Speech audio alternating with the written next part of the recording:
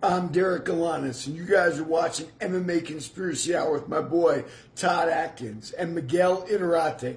Miguel worked for Bodog, Hook and Shoot, Euphoria, and ADCC. You can find Miguel at MMA Collector 74 on YouTube. And if you want to hear what I got to say about the fight game, it's at Derek Galanis on TikTok or at Derek Galanis on Instagram. If you want to hear about crime, the new wave of organized crime, it's at Derek Meyer Galanis on TikTok and at Derek Galanis on Instagram.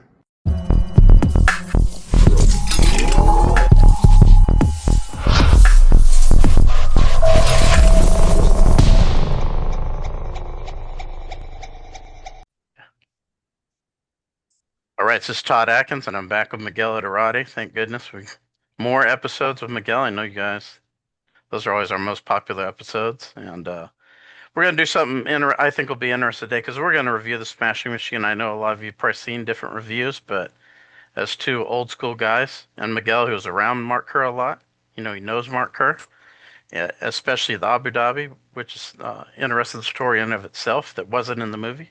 But I think Miguel can kind of give some perspectives on Mark that other people cannot or haven't that I've seen.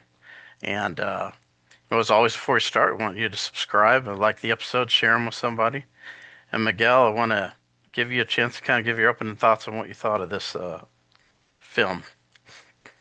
Well, I read somewhere, maybe I'm wrong, but I read somewhere that the movie cost like $55 million to make, and I don't see how you got the $55 million on this thing. Um, I guess The Rock took home 50 million or something. His salary and stuff like that would obviously have to be kind of, he's well paid, right? So And Emily Blunt, she's a successful actress. So, yeah, yeah. and so they had two frontline actors there. Then, your whole boss and Bader got paid their money, a little bit of money or some money that was worth their time doing. I thought the movie did have a like a beat kind of movie kind of feel. Like it wasn't like an overblown Hollywood production. Um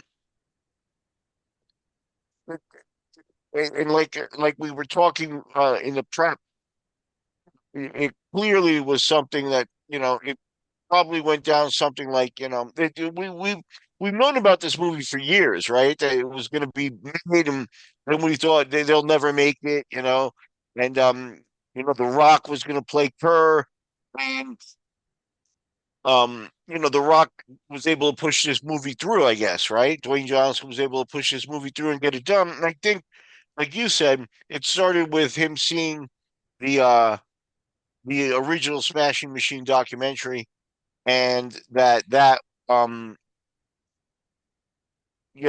of motivated The Rock to make the movie, push it through, got it done. Um, but yeah, you know, I, other than that, I think it was an okay movie. Yeah, I think there are more interesting people whose lives could have been made into a movie if you were starting from scratch. Um, Her does have that bigger than life kind of, like the guy was a mountain, and massive and a great athlete. Um, and you know, in that respect, I think, The Rock must have thought, um, you know, The Rock doesn't look many people eye to eye, right? 'Cause he's a big dude too. And physically and stuff, he said, "Oh, I can play that." Whereas, maybe a Hicks and Gracie movie, The Rock wouldn't be able to play Hicks and Gracie, yeah, kind of thing. Um, so yeah, but overall, I enjoyed it. I found it to be finished faster than I thought it would. Like I was done with it before. Like I was like, oh, okay, that's it. So it was compelling to me, but I knew what was coming. I knew the whole curve of the story before that. So I'm not sure the movie's exciting enough for like the mainstream public. I think it is a little bit of a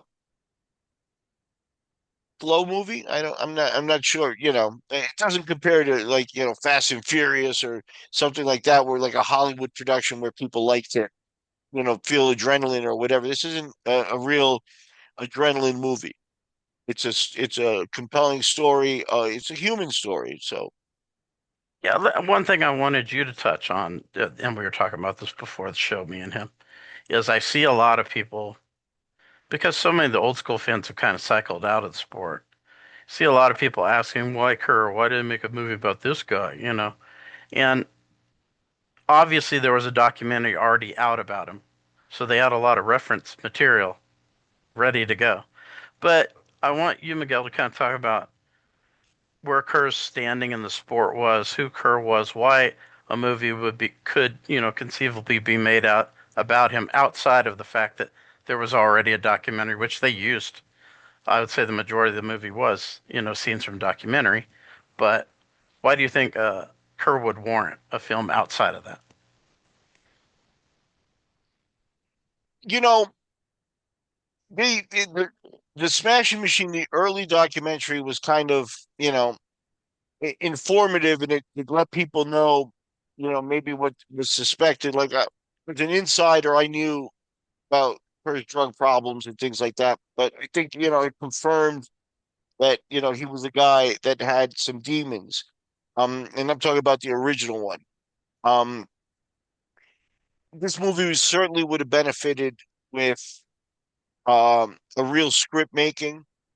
And I think if you want to look back at it, so some people, very tiny portion of people, were aware of Shudo and Pancrase before the UFC.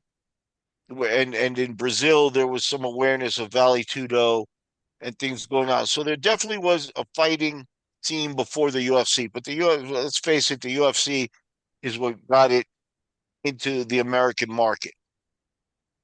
And it started with Brazilian Jiu-Jitsu, obviously. And then you had, myriad tough guys and guys from other sports and things like that. But BJJ and the matchmaking in the early ones were also kind of geared towards marketing BJJ and highlighting it as a sport.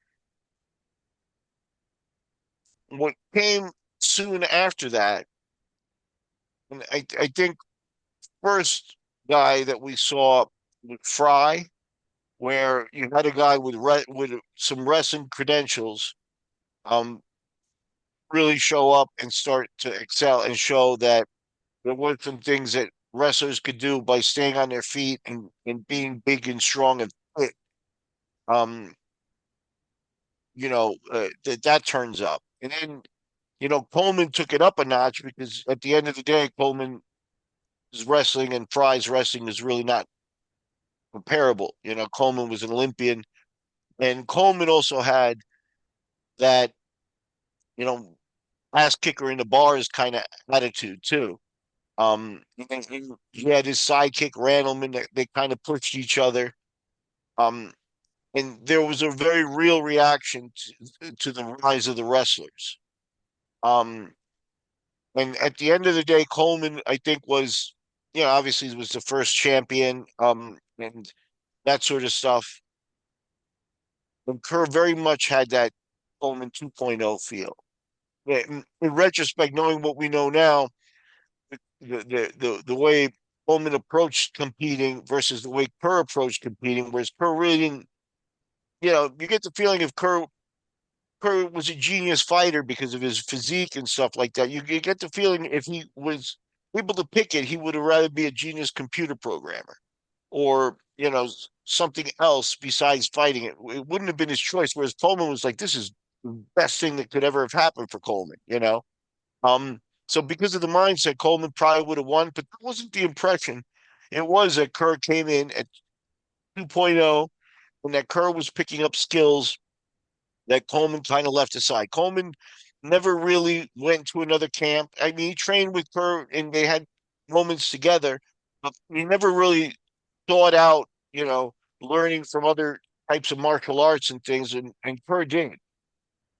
So you had that feeling that he was 2.0, and there's no doubt that before he took his losses and before Like when he won Abu Dhabi and he'd been in the UFC and he was, he had won tournaments in Brazil and stuff. Kerr was the man. Kerr was the top fighter in the world. You can argue Frank Shamrock, but Frank was a lot smaller than Kerr. The mystique of the heavyweights plays big into Kerr's role also, because Kerr was even now. I don't know how many heavyweights you see that have the skills of Kerr. There obviously John Jones is highly skilled heavyweight now, and you've seen some highly skilled heavyweights, but even champion level guys. Kerr was much more of a total package than say Andrei Arlovsky, um, you know, guys like that were champions, but Kerr really had a very wide package of skills. His striking, he hit so hard. He used knees, he used kicks. Um, you weren't going to get him on the ground. Um, Once if he was focused and locked in on beating, he did have a mind game where he used being mild mannered um, to his advantage to scare people. Um, so um, I think Kerr, circa 1997, I think, right around that era, maybe, um, was the biggest thing going in MMA. And keep in mind, this was an MMA scene where they were in war memorials, and the same 2 or 3 thousand people showed up, in general to see the fights. Many people knew each other and things like that. It was a completely different game than now, where, you know, you have to spend thousands of dollars to go to Vegas and see a game or see a fight or UFC, and the tickets and the hotels and the whole thing. Um, it's just a completely different thing. So Kerr has that feeling of, especially if you watch Kerr's fights, and I think this was captured in the documentary. Kerr's fights occurred, you know, in Brazilian hotels, where like you can actually, you know, touch the roof, maybe, in some of those places. Um, in conference halls, in war memorials, and things like that. Not until he got to Pride was he in big stadiums. Um, and yeah, and by the time he got to Pride, he was already carrying some baggage. Um, Drugs and alcohol and drugs and that sort of stuff have that interesting curve. Is like it's hard to pinpoint exactly where you lose control, but you kind of feel like, oh, I just party, I like it, I feel, and then all of a sudden it's like it's controlling you, and somewhere in there, Kurt, flip to the other side, and yeah, and then the story turns into a real tragedy. But like you were saying, I want to kind of touch on this more. I would say it was about 2000 actually. He was 10-0, and he had already fought in Brazil, like you said. He had already fought, so he won tournament in Brazil, Vale Tudo. So for people that newer fans, this was like anything goes, bare knuckle, totally different game back then. Then he won tournament in the UFC. He had won fights in Pride. He was about 10-0, and he won Abu Dhabi in 99 2000. You know, he had won his weight class in the absolute. I think it was in 99, and then he won his weight class in 2000. So he was a I guy who think had. I think he did his weight class and didn't do the absolute the first year. Oh, I can yeah, check, but then when he realized that the absolute winner got the super fight, he did it the next year and ran the right, tape. right. So he had done these things. Even Coleman hadn't done those things. So for people who look at Coleman's record and say, well, he was a better fighter, but at that time, Kerr had done multiple things and won all of them, and that's why he was kind of considered the best fighter in the world and grappler in the world. Right, So right, he was in a different area. He was in a different standing than Coleman at that particular time. right, and that's what I was trying to say too about the total package and the skill set. The elite wrestlers. You mentioned Tom Erickson in the you had Van Arsdale too, who would have to qualify as an elite wrestler. Um, that did Abu Dhabi, but Van Arsdale didn't. And Van Arsdale was a guy that did.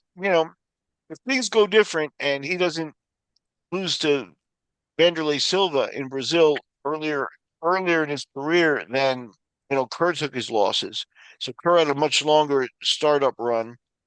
Van Arsdale kind of lost early, and Van Arsdale was another guy who probably didn't really like fighting. He was just good at it, and an amazing athlete. But this could have very well have been about Van Arsdale. Van Arsdale had gotten himself to 10-0, 12-0, and actually successfully won Abu Dhabi like Kerr did. Um, Van Arsdale's game in Abu Dhabi was actually less safe. Like he was there to have fun, enjoy, and learn. And he liked to compete against the Brazilian guys, and some Brazilian guys were able to understand the points better and get wins over him. Whereas Kerr played it very safe in Abu Dhabi. Um, nobody was going to take him down. If you're playing top game in Abu Dhabi, especially in the early days, you would start with a point or point advantage, and scoring on Kerr wasn't going to be possible because of his strength. Um, so I think yeah, like but Van Arsdale was one of those guys that maybe this documentary would have been about him, but it would have been a very similar documentary. Van Arsdale didn't have the drug problems, but Van Arsdale also, I think, was a guy that um, not like Coleman. Well, you sit Mark down Coleman, and Coleman will tell you stories about fighting in bars and fighting the football players in Ohio State and getting, this, that, and the other, street fights and things like that. And I don't see that as being Van Arsdale and Kerr's background. Those guys didn't like that aspect of, you know, fighting or that kind of rude aspect to what, it, Coleman saw it as competitive. Coleman was like, I want to be the toughest guy in Ohio, kind of thing. And Kerr that mindset wasn't what Kerr brought to the table. Um, but he did enjoy when he was the best, enjoy being the best, and he enjoyed also learning, like and finding people that were very serious. Like he was in the movie Boss Rutan. Um, I recently kind of redid we've talked before about the top five fighters of all time, and I think Boss Rutan is in there. Um, I think his run in Pancrase is underrated, and I think what he did in the UFC, only fighting twice, but at a high level, winning the title at the end of his career with the physical problems he had, and also a drinking problem. Like he liked to drink. Um, and he's overcome all that, and he's still a superior trainer and things like that. I think meeting Boss is a guy that Boss is instantly going to impress you. Coleman was not social. Coleman, may have met Boss or may know Boss from here or there. Maybe not, because Kerr was more West Coast and Coleman really never left his area of Ohio for training. But when Kerr got exposed to guys like that, Kerr liked it, So who taught Kerr those knees? Probably Boss Rutan, probably some of those that type of training. You're meeting guys that are geniuses at what they do, and Kerr was open to exposure and being around that kind of thing. So it made Kerr, like I said, the complete package. And going to Abu Dhabi, the Abu Dhabi stories, you know, everybody like I think he lost his bag on the way there, so they took him on a shopping spree and you know spent $40,000 on clothes for him and stuff. Things like that. Um, that happens to a guy like Kerr because Kerr walks in the room and you notice him. So that they captured in the documentary because The Rock is a big, imposing guy. Um, and his size is going to be something that uh, gets your attention. So yeah, and but I think once it started to go south for Kerr, that his personality was not a Hollywood movie personality. One thing that I think might have even intimidated The Rock a little bit though was they said you're not big enough. We need you to put on more size to play him. He had to put on like 30, 40 pounds. Well, yeah, The Rock, I mean, The Rock is a big, imposing guy, but you know, I think that muscle boundedness from his wrestling days, he was starting to trim down for Hollywood. And, he still can look big and impressive around Kevin Hart, for God's sake. Um, so yeah, I'm not surprised that he had to muscle up, yeah, They growing were up. like, the director Benny Safdie said we need you to look more puffy. Kerr was more, Yeah, which yeah. So yeah, yeah, like I say, that was Kerr's mind game when he was at the top of his game. Was he knew he intimidated you, and he knew he could smash you. Um, Playing it coy and playing it like that, sort of like it wasn't something he thought about, or anything like that. I think it was very much on his mind that he was the number one guy in the world. And when he wasn't anymore, I think that is part of why the slide happened so fast, is because he didn't expect that to happen. Nobody did, right? So least of all him. yeah, and I thought The Rock did a good job like capturing his voice, his kind of Yeah, soft voice. yeah, For yeah. people that weren't familiar with Kerr, they might have been kind of like maybe didn't understand what was going on when they're watching the film, and he's talking like that. Kerr talked like that. Right. No, you know, The Rock, Hollywood, this is not my world. I don't know anything really about that. And I saw, in looking for the movie, and checking it out, and doing some research, I saw where maybe there were expectations of an Academy Award or something like that. And I don't think, this was Academy Award material kind of thing. But I do think The Rock did do a good job of acting. He was acting like Kerr, and he was very convincing, as the Kerr that I know. Um, he did a very reasonable job. He did a very good job.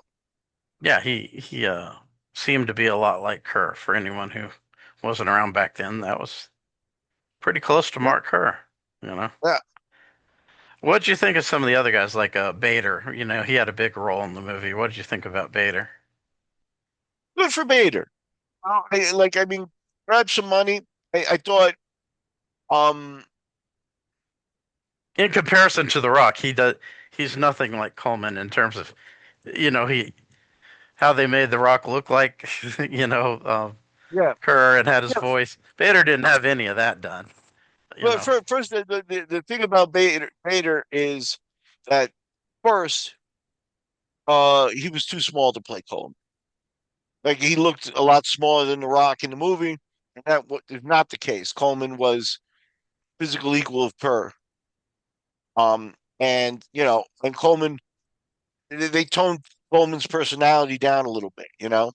Coleman was definitely, like, aside from being, the champion and everything like that. Coleman, one of the reasons Coleman didn't gravitate towards, the Chipperellis of the world, or the bosses of the world that could have educated him more for technique.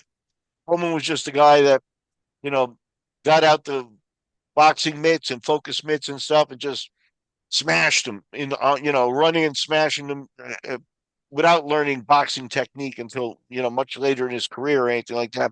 He knew he hit hard, and that and he knew how to hit, to do damage, but he didn't have like a polished technique. He never left his feet, never used kicks. Um, what was not captured there is that Coleman also wanted to be a leader. He wanted to be the leader of the wrestlers and the guys, the tough guys from his world and stuff. So therefore, he wasn't a guy that was going to be a follower of anybody, or a student of somebody to learn something, whereas Kerr had that in his mentality. So, yeah, I think Coleman, we got a light version of Coleman in the movie. They worked a lot more on Kerr's character than on Coleman's. Bader did a good job for what he was supposed to do. Did a good job for the script that was there written. Um, but we didn't really get a taste of Mark Coleman. I think Coleman, you know, it's funny because most people at that moment would have said Kerr will beat Coleman, and Coleman. I know Mark too. Coleman. I know both Marks, I guess, right? So, but Coleman never bought that, and never, and that's the competitive side of Coleman that maybe Kerr doesn't have. Whereas Kerr was a little younger than him, and there's that pecking order of being senior in wrestling, and maybe getting beat up by the older guys and stuff like that. Where he competed against Kerr in wrestling enough to know that he was in Kerr's head, that he could use his advantage of intimidation on Kerr, and he never bought the fact that his technique, or Kerr might be able to throw some kicks and knees and stuff like that, but it isn't going to matter with Coleman. And I think that, um, yeah, that's what broke them apart. Yeah. Bill Gold, the owner of Full Contact Fighter, I remember he spent some time with Coleman and Kerr out in Arizona, where Coleman had gone out to Arizona, I believe, to train with Kerr as they got prepared. And I mean, again, these guys, the training was like literally pushing cars up hills, like that. Like that was the kind of stuff that was documented as what they were doing at that time. Before I think Kerr got into the training, the more martial arts type of training that he did. Um, but yeah, I wish they would have shown some of that, and so that would have had to. Coleman was a different personality than Kirk, but Coleman was bigger than life. Coleman would go to UFCs and get drunk and root on the wrestlers, not caring, face down a room full of Brazilians and things like that that were looking at, and I, there's that famous bar fight or post-party fight that happened in one of the early UFCs where it might have been UFC 12, where Tank and Waleed, the fight comes down to Tank and Waleed, right?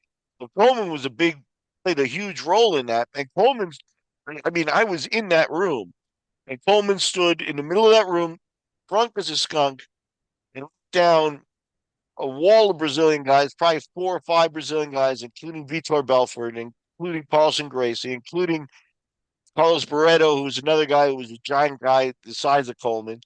Um, Looked at him, and Coleman was like, "Come on, I'll fight all of you. I will fight all of you." And that was Coleman. That was never Kirk. So, um, yeah, I was happy to see Bader, and I thought he was a good choice, looks wise. Also, I just think he was a little small for the role, and they made Coleman smaller than Coleman was.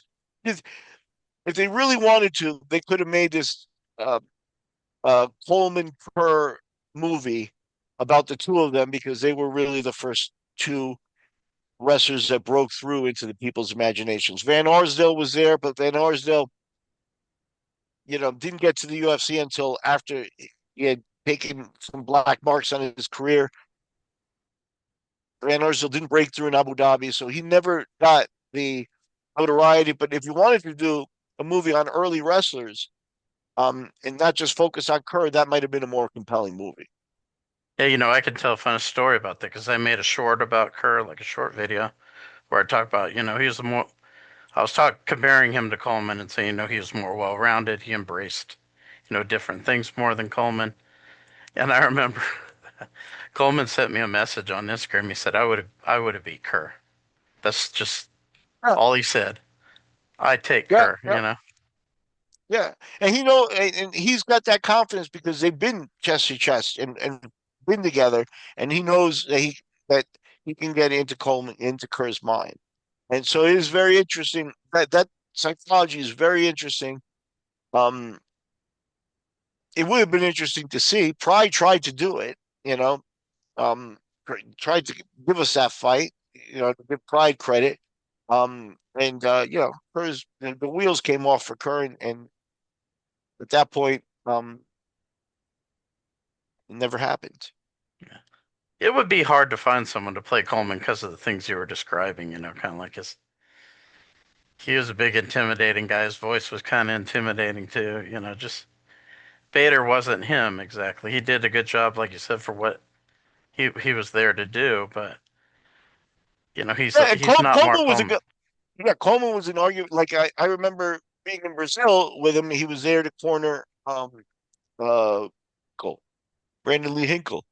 Um, and seeing Mark, and he looked lean to me, like he had lost maybe 10 pounds or something, like he was real fit, like he was getting ready for a run. And I mentioned to him, I was like, "You look good, you look lean." And he gets mad, he got mad. He took his shirt off in the hotel and was like, "I'm clean," It was a compliment, and here I am, 180 pounds. So yeah, there's not, don't get mad at me, please. Yeah. But Coleman was not, like Kerr was a easy guy to talk to. He would sit down, easy to talk to. Um, Coleman was not that guy. And Coleman was not comfortable around people. Yeah, and that's something interesting from documentary that we can kind of get back to the movie. And I keep saying documentary because I felt like the movie was mostly the documentary. For people who haven't seen Yeah. it, the majority of scenes in that movie were directly from the documentary. And so I kind of want to touch a little bit on the relationship between The Rock or the relationship between Mark and Dawn Staples, who was his girlfriend, that Emily Blunt played. Kind of talk a little bit about that.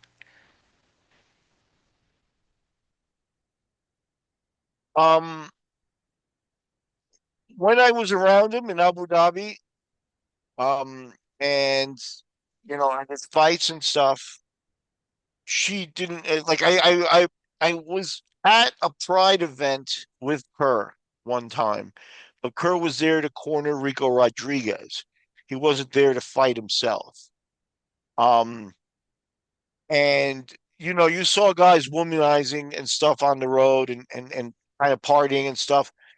Kerr was mellow about that, but I never met Dawn. I met her online afterwards, and she helped me line up an interview with him just a few years back. So it wasn't, um, till much later that I had communication with her. And I felt like she didn't really play a role. Like maybe Kirk came to these places with some baggage from there, but he never brought it up. Never, at least to the general people, maybe the people in his immediate entourage, he was talking about her or worried about her and stuff. But um, with all that said, that is a lot of baggage and a lot of um, you know, has a big effect on fighters. Is those types of out of the ring relationships, and she seems to have been, from what you can see in the documentary, she seems to have been competing with his fighting career. Like, what's more important, me or the career? Me or and that's not really the approach a partner who wants to help and wants him to go far would take. So I think he probably did. The movie's accurate in other ways, so I'm sure that that was an accurate portrayal of what was going on there. And that he carried baggage, but I didn't really feel her presence when I was around him. Like I've said it before, there were times where um I'll just say it. I mean, Kirk can come find me in Costa Rica and snap my head off if he doesn't like it, but I got a bisexual feel off of him. Like, not towards me, Yeah, yeah. obviously, but like there was definitely some innuendos with uh people in his entourage. And in Abu Dhabi and Brazil, he showed up with two guys that were supposed to be his managers that also threw off that same vibe of there's something kind of sexual about their presence here, about the way they treat him, about the way, that sort of stuff. Um, and that was much more prevalent than any effect that Dawn had on my in my mind. One thing that I think they didn't touch on far enough was like they kind of showed Coleman's attitude toward it, but Coleman specifically said in the documentary that he didn't like that when fighters bring their wives or their girlfriends to the fights. In the movie, it kind of showed in some of the ways Bader was acting, around it, but Yeah, that was something that Coleman didn't want happening.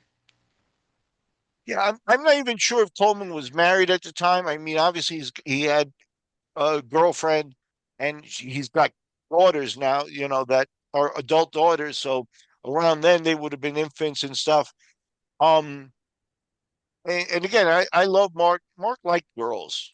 My you know, the reason to leave your wife at home is so you can fool around. The in the cases of if that's part of your personality. If you're going to be loyal to your wife, you're going to be loyal to your wife whether she's there or not. But the opportunity creates itself by leaving your wife at home, and Coleman never brought his girlfriend or wife or whatever the relationship was there to the fights.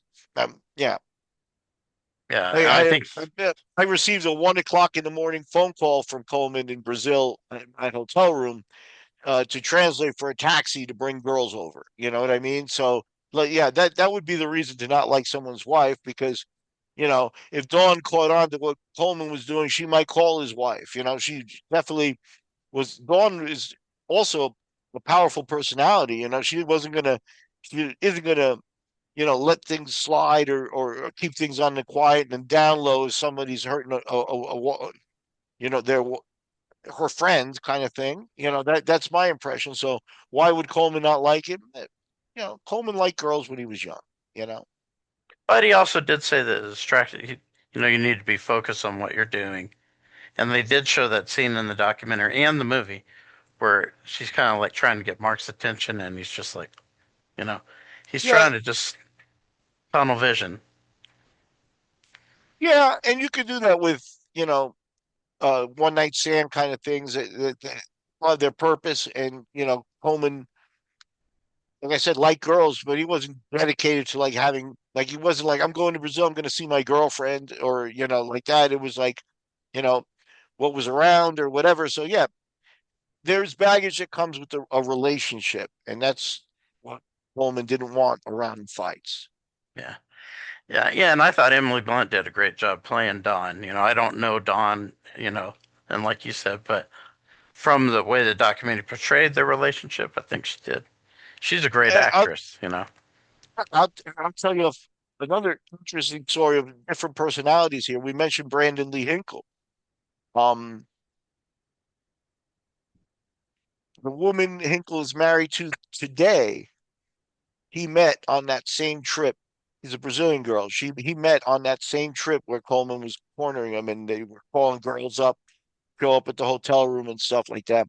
He, I, I, I believe they haven't been together for 25 years since that day, all the time, but they were separated for a while and they gravitated back to each other. And he's a guy that, if he's not married to her, I know they have a beautiful uh, young child that's probably about 5 years old, 6 years old around now. Um, so yeah, there's a guy where Hinkle didn't have same kind of like predator mentality of Coleman. Like I said, Coleman liked girls, It was. and Kerr liked guys and girls. Let me ask you this. Um, Getting kind of back to Kerr as the fighter. Do you think had he not Do you think his run would have continued a lot farther had he not had the painkiller issue? Or do you think that this is as far as his run could have gone because he also had the relationship with Dawn? He had personal things going on. But how far do you think his run could have gone had he not had the painkiller addiction or things like that?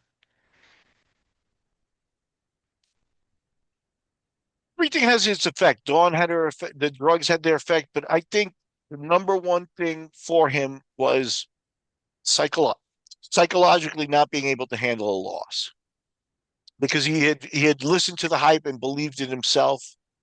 And then when that happened, like Coleman brushed his losses off and just continued trucking on. And I'm sure that he hated it. in his you know, um, you know, when he was alone, I'm sure he hated it. He may have even cried. He may have even been very upset over it, but he didn't let it show. And but I think once Kerr took that first loss, um, to Fujita, and then the loss to Vovchanchin, you know, he won the fight in between against a guy that really wasn't well known. But Fujita, you can maybe make an excuse, but I think the Vovchanchin loss is what broke him. I think you've got to consider the fact is that Vovchanchin is another guy like Coleman that was kind of born to do this. His mindset, his mentality, his background, and everything. Um, Vovchanchin was the real deal, and running into a guy like that who's more of a fighter than you, I think is something that caught Kerr unexpected. And I think that he was a guy whose mentality was fragile enough that he wasn't really suited for loot. Like he's a good front runner. He's a good front runner. But I think his mentality wasn't there ready to bounce back from losses.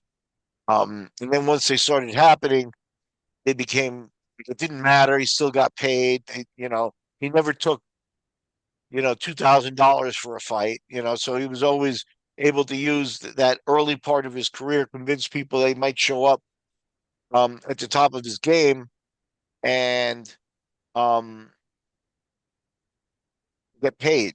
So he was paid for a lot of losses, a lot more money than he was paid for those Brazilian tournaments and stuff. But I think more than anything, psychologically, he bought the hype enough that when he lost, especially the Vovchanchin fight, and again, and my hats off to Alex to Usyk, who played Vovchanchin.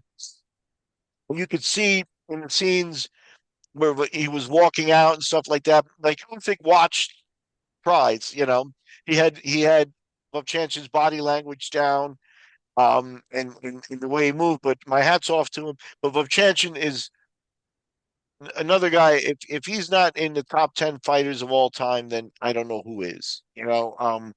Um, he took losses.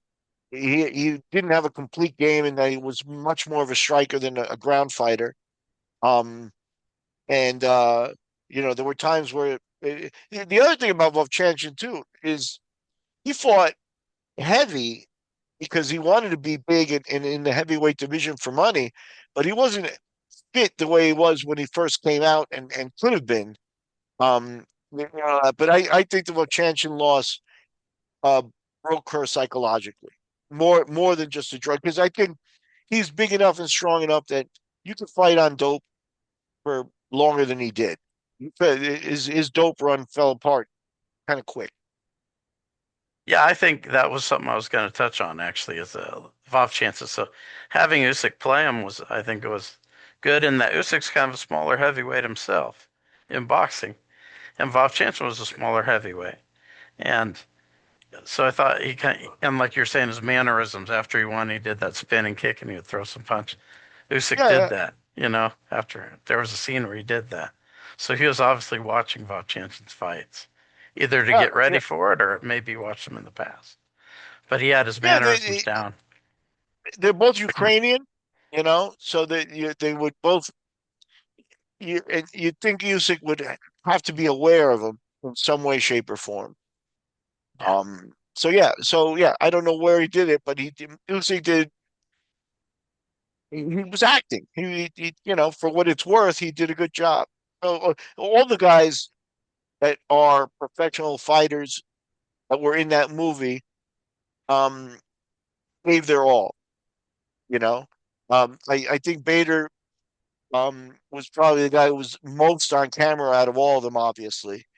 Um, and Bader's not an actor, but he was on camera more than anybody else.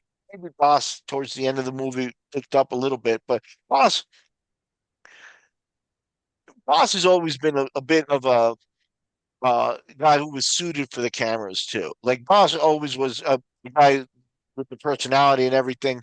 Um, Vader never showed that before. So I think they all did a good job, Usyk included. But that's my thought of it. I thought um then the other part of it is in 2003, Kerr took that loss in Abu Dhabi, where he finally his record in Abu Dhabi got messed up, and he'd already kind of been losing um in Pride. He'd already taken three losses in Pride by the time he got to Abu Dhabi, and Abu Dhabi was supposed to be maybe his comeback, but there is when I think it started to show that he wasn't doing the work. Like early Abu Dhabis, I remember one of the interviews. I interviewed everybody. That's what I was doing there was with cameras and helping with the production. Um, I remember interesting. Mike Van Arsdale said to me that when he works out about 80%.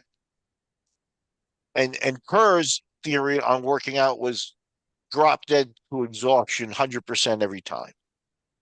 I don't know if that's what he actually did, but that is what he said. And that mentality was not there anymore in 2003. And that's when he took the loss to Arona.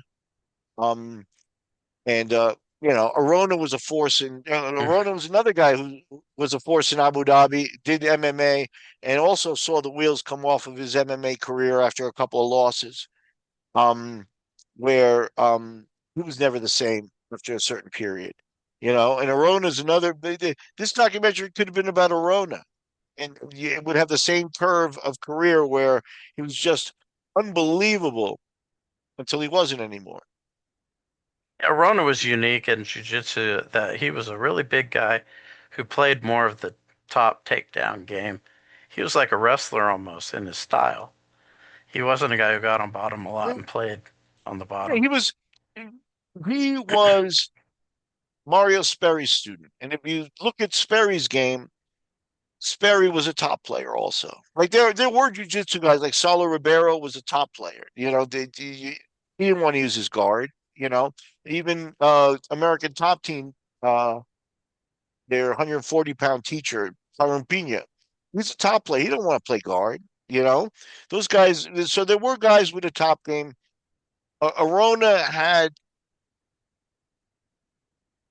I don't know this for a fact, but it seems to me to also have that kind of street Coleman streak of like fighting, like he likes it, like he liked it until the point where everybody likes winning, right? So he's another guy I don't feel psychologically was ready to bounce back from losses. Chris Lytle is a guy that says, immediately after a loss, I'm thinking I could beat that guy.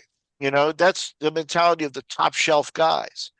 Um, and you're talking about guys that are top shelf in every way, shape, or form in Kerr and Arona, except for maybe in the mindset. Yeah, that's something that, even though Kurt didn't necessarily like fighting, losing was something that devastated him.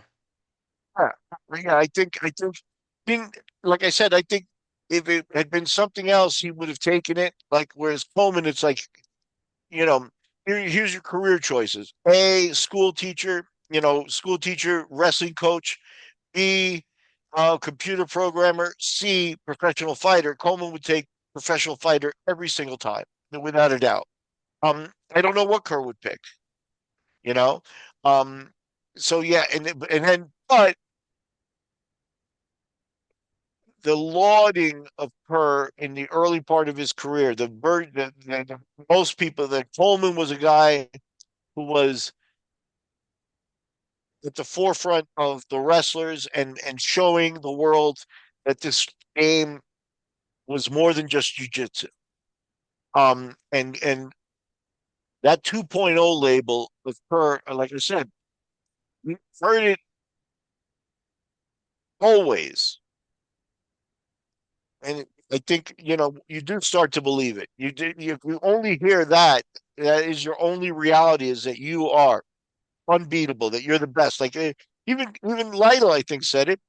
Bring him up because I did a podcast with him for a long time, and you know He's a guy who's beaten UFC champions. Didn't get because of bad luck, didn't get to the UFC title, but is of that level for sure. Um, Lytle, said it when Kerr came on the scene. He was like, "Write this game off. Nobody is going to beat this guy." You know, um, when you hear that enough, you start to believe it. And I think that's the main thing about Kerr is that when that wasn't the case anymore, he wasn't able to handle it more than any of the other baggage. Yeah, I think fighters are a lot like musicians, and they're chasing that rush or that high, like Mark talked about. Once he lost, now he sees it go away. You're not Mark Kerr anymore. You're Yeah, not Motley Crue anymore, or you're not, whoever. And that really devastates those guys. Entertainers, fighters, when they're not that anymore, a lot of times it's very difficult for them to deal with the fact that they're not that anymore. Or yeah, even veterans. I'm a veteran in the military. Guys do so much weird stuff. Different guys do different things. And when you come back civilian world, you're not doing that stuff anymore. yeah, yeah. What's the name of that movie about the bomb guy that disarms bombs in Iraq, and Oh yeah, the and the Hurt Locker. the Hurt Locker, and Yeah. at the end of that movie, he comes back and he's living a normal life in the supermarket, and then the movie closes where he signed up for another round in Iraq after he was free and like had a decent life that he could go on to lead, but it just wasn't providing the inner rush for him. So yeah, yeah, I think yeah, I think that has an effect on a lot of people who are doing extreme things, acting, fighting. Like you said, military is probably shows itself in other professions as well. Where once you're no longer at the top, it's hard to deal with. So do you have any like kind of closing thoughts on the film or anything as far as history? You're a great history guy. Um, probably one of the few guys left that can really do that well. And maybe about Mark Kerr, about maybe somebody else in the film, or just the overall. Uh, you know, the movie didn't do well at the box office, and so it got kind of like in the Hollywood business, it kind of got canned and panned. Um, it was The Rock's career you know may have some effect of that. Where maybe I don't know, maybe you'll make less movies, maybe you'll have to take less for a movie because of this one not being successful. Um, None of that really matters in terms of if you're an MMA fan. I think it is a good, important movie. I'll raise a little flag here for people. I would really like to see Art Davies' movie get made. And Art is a guy that, kind of the creator of the UFC kind of thing. Um, you know, um, but I don't know, Todd, maybe we should sit and write a script because the thing about it is, um, this sport really, it is where it is today because a lot of people, and by a lot of people, I mean, maybe a dozen people, Hoist Gracie, Art Davie, can you forget John Peretti in that, you know? And Peretti is another guy that had a vision for the sport and carried, you know, rounds and gloves and things like that were all first seen on his shows. Mhm. So you can't do a movie about just one person. One of the things we broke down in this movie was it might have been better as a Kirk Coleman movie or as an early wrestler movie where maybe you start with Fry and show the evolution and include guys like Van Arsdale and include guys like Piparelli who um Mark Schultz, like there were guys that had blip in the history of the sport, but also that chose to not pursue the sport for whatever reason, mindset, they don't like it, maybe the money wasn't enough.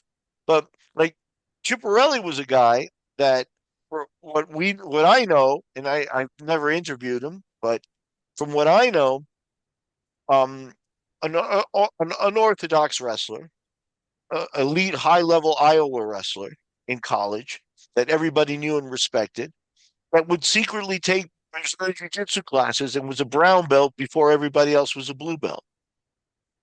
You know, so you had guys like that were actually more into the development of technique and stuff like that that weren't interested in showing it. They were just interested in maybe self betterment or what Chiparelli may have wanted to get involved in managing and making his money that way as well.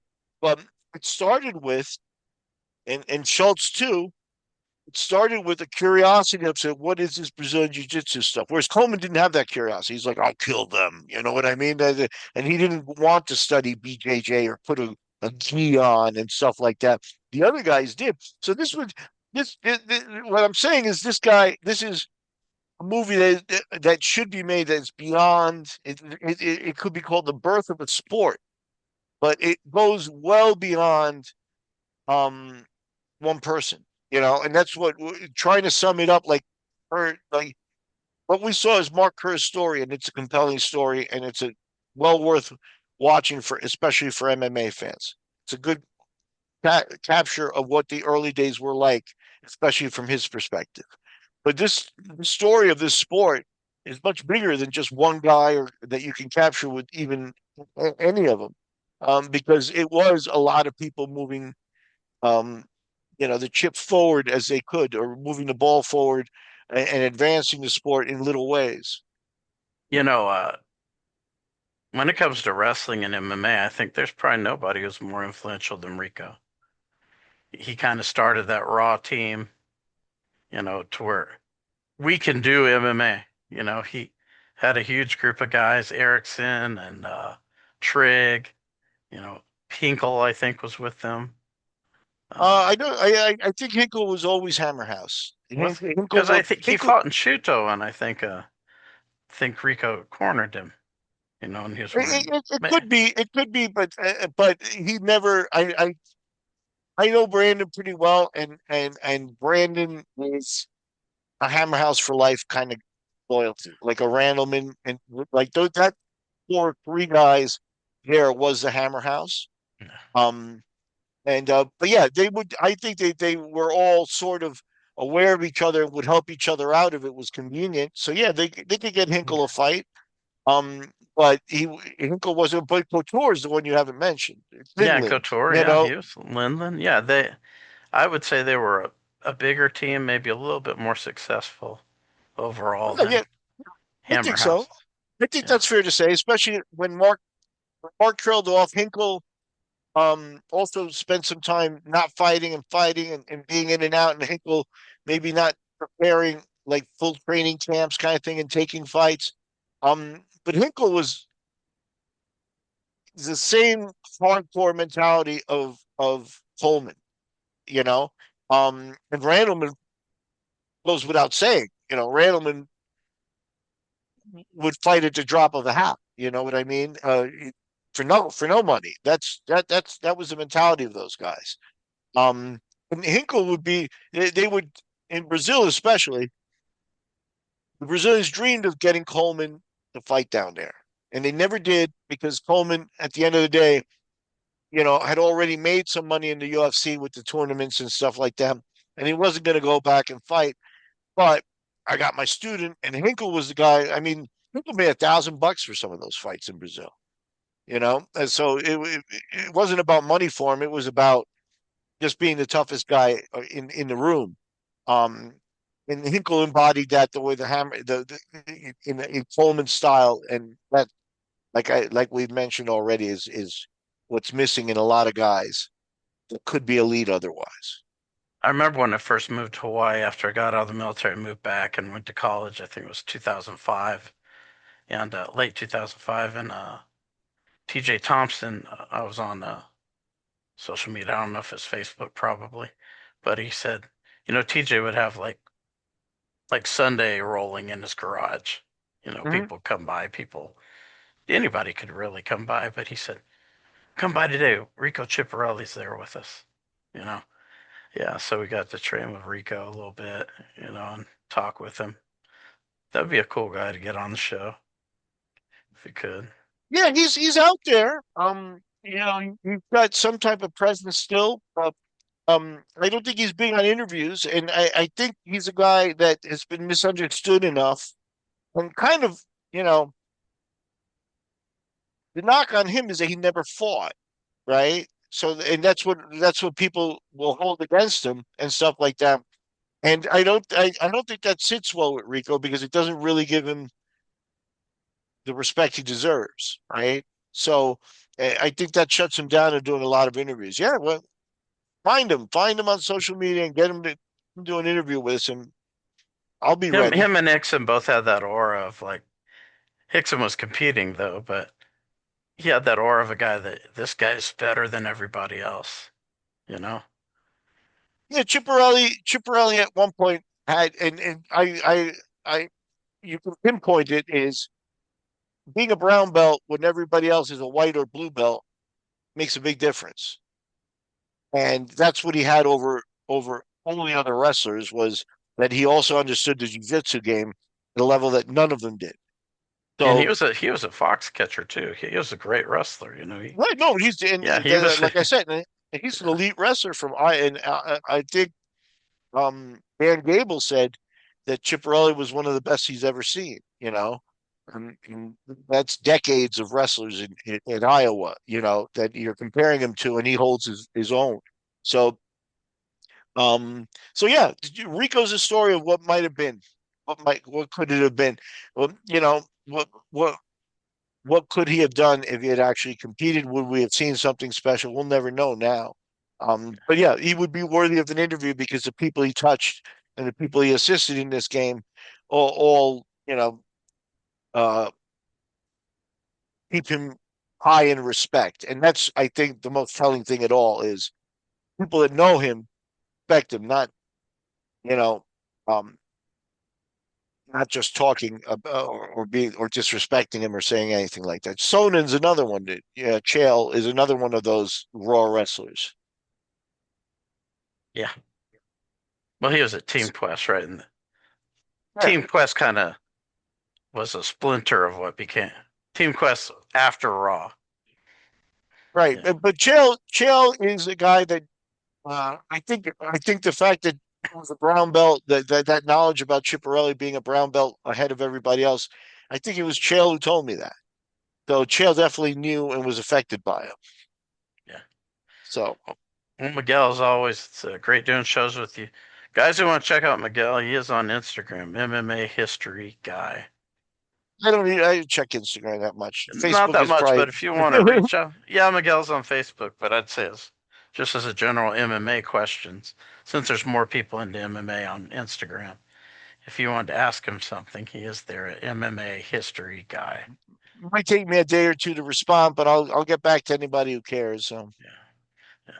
As always, we appreciate people checking out the shows, and until next episode, see you later. Up, everybody? It's your boy Drew with High Fight IQ, and you are now watching the MMA Conspiracy Hour with my boys Todd Atkins and Miguel Iturrate. Miguel has been the matchmaker for over 200 shows worldwide and has worked with Hook and Shoot, Euphoria, Bodog, and ADCC. Make sure you subscribe to the Todd Atkins Show on YouTube. You can also find Miguel on his YouTube channel at MMA Collector 74.